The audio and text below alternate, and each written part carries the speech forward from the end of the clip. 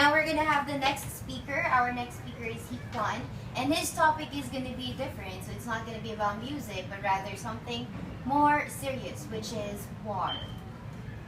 Today I will talk about why people shouldn't have war.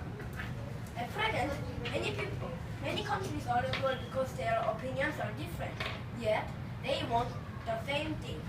But in my opinion, people shouldn't have war because of several reasons. First, many people die during the war. Not only soldiers, but also civilians. Do you know how many people die at war? A lot. About 203 million people died because of war in the 20th century alone. Not only that, many countries happened during a war.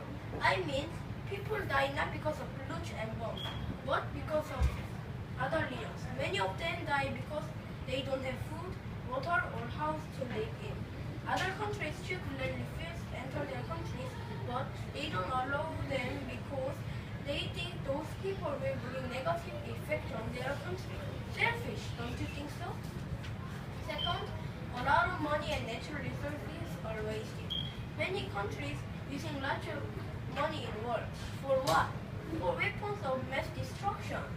As a result, these countries become poor, and that country will lose lots of problems after the war ends. In addition, we already don't have enough natural resources, but people are wasting them in war. Not to mention destroying them through explosions and such. So, not only people die, but also environment.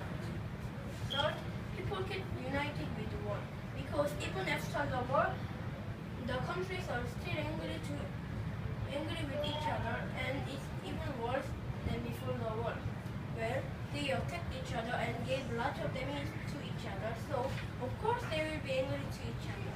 To solve those problems, we should talk and think of more ways to put away those problems.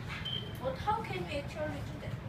Lastly, people might end up making the earth against planet. At present, people keep making more dangerous arms like nuclear or biochemical weapons. But if people use those weapons, Earth's natural habitat will be damaged. For sure. For example, US used an atomic bomb to Japan to win war. The land that US used the bomb to are still experiencing problems until now. Just think about it. It has been said since this war happened between these two countries. Yet, the after effects are still there. So if nuclear war begins, every creature on Earth might die. When people use biochemical weapons, it can cause disease on the country where it used it too. Also, some terrorists use cluster bomb to some countries like Syria, for example. To be more specific, in the city of Aleppo. And a lot of people died because of this bomb's feature. A cluster bomb is a big block with small bombs in it. When terrorists drop them, a big battle opens and many bombs drop. And more than half of them doesn't explode and become a mine, which hurt people further. As a result, many people will die again. People, adults, children, men, women, all of them. They die without being really ready for it.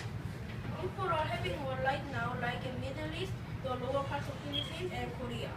Even if there are very many reasons why people shouldn't have war, countries still do it.